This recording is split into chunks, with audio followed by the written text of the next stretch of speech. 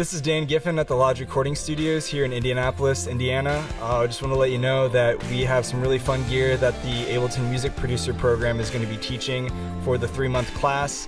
We have the Impulse, the Akai APC40 MK2, we have the Push 2 controller, and we're going to be teaching a lot of really good analog gear already here at the Lodge Recording Studios.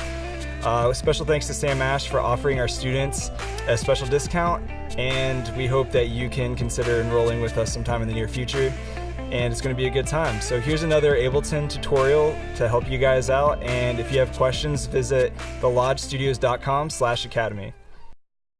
Hey guys, today we are going to talk about warping audio inside of Ableton. A lot of people go to Ableton just for the simple fact of how easy it is to manipulate audio and how easy it is to change up the timing. Say you have a vocal that you've recorded and it's just not exactly perfect in sync with the rest of the song. It's super easy to change it, and it's also great for remixes. If you want to take the original audio of a song and you want to speed it up, slow it down, change the pitch, Ableton does that very intuitively, and it's really simple, and I'm going to show you how.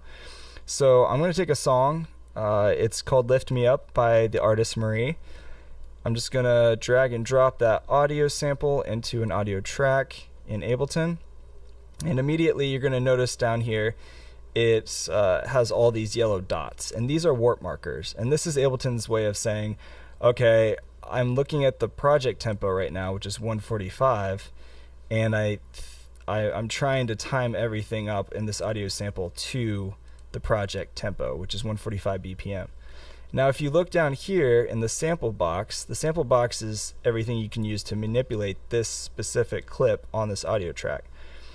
And so if I look down here, it says segment BPM right here, and it says 125.24. Now Ableton's not perfect, so it's guessing 125.24, but we have a pretty good guess that it's probably just 125, because most songs when they're finished are usually not point something. It's usually a round number. So we can bet it's 125, but it's not always exactly on. So what I'm going to do is I'm going to start from the beginning, and I'm going to tell Ableton what the original exact BPM is of the original audio, and then we can manipulate it and do whatever we want to it later.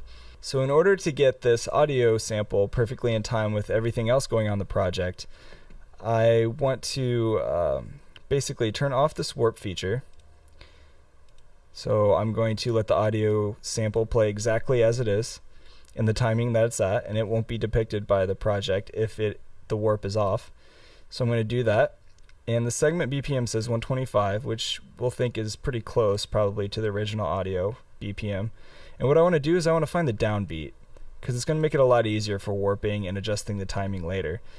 So what I'm going to do is, I know the drums kind of kick in here. There's nothing really going on in the beginning, so finding the tempo will be a little more difficult. So I'm going to find the downbeat of the kick drum here. I'm going to zoom in the start marker, and I'm going to zoom in close so I know it's right on the edge of where that kick drum comes in, and it starts on that measure, the one of that measure.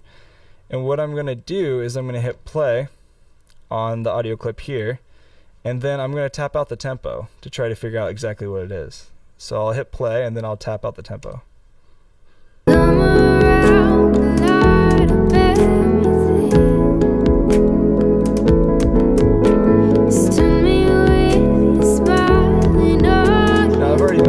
And I know it's 125, so what I'm going to do is say, okay, I tapped it, it's close to 125. I'll type 125, hit enter, and now everything in this project in Ableton is going to play at 125. As long as it's warped or if it's MIDI, it's all going to sync up together, which is super cool. So I'll right click on the start marker and say, okay, I know now that I want it to be 125. I really think the original audio is 125 BPM, so I want to set the first beat of the first measure here. And when I do that, Ableton is going to lock in a bunch of warp markers, and you can see the segment BPM here is locked in at 125, saying this audio sample is 125 BPM for sure. And now to make sure that it works, I'm just going to simply turn on the metronome, and I'm going to hit play and listen and see if it's close.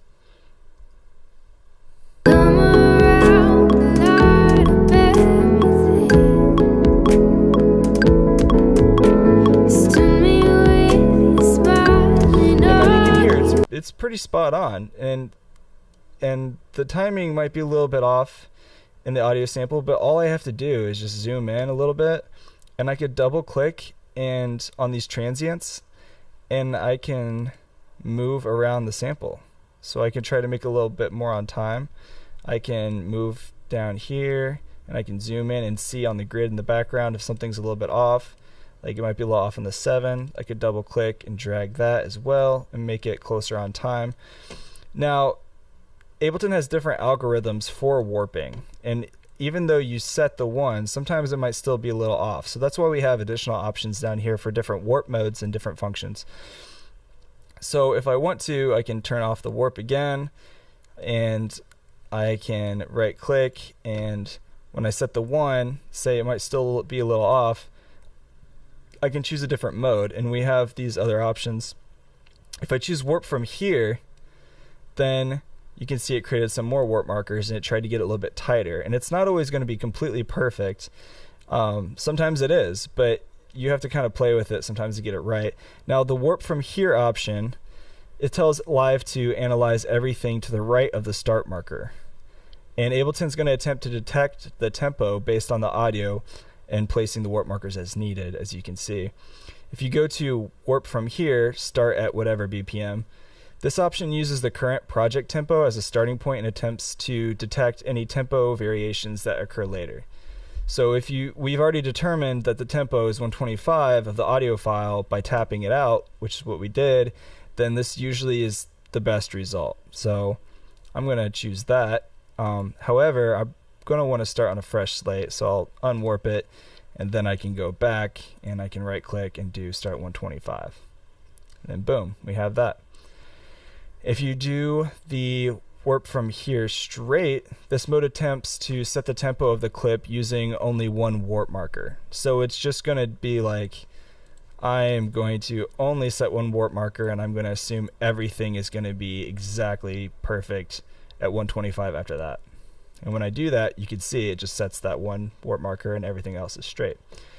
If I choose warp 125 BPM from here, this simply sets the current warp marker to the current tempo of the set.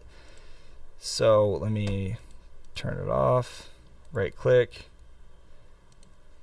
and there it is. It's pretty similar because we already have it set as the master project at 125. And then finally we have warp sample at 128 bar loop. If you know that the file you're working on, the audio sample, has an even number of bars, then you can select this option to automatically turn the clip into an even loop. And you can see that it cut off everything in the beginning, and now it's going to set it to an even number of bars. So hopefully this gives you a good idea of what you can play with. Now let me go back, and I'm gonna do the warp from here button, and I can show you it's easy to speed up or slow down this audio sample now that it's already warped. So let me just hit play.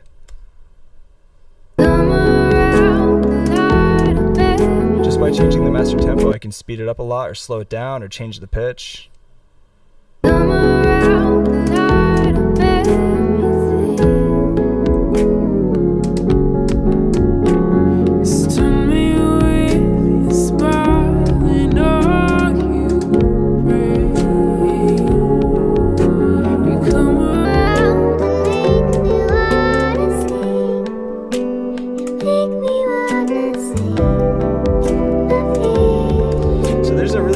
Idea on just manipulating and warping audio in Ableton. It's very intuitive.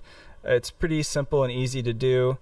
I can go in and change the start marker to affect this clip and have it start or end whenever I want to and loop it. Hopefully this gives you a good basic idea of how to manipulate audio in Ableton. Stay tuned for more tutorials, and I will see you next time.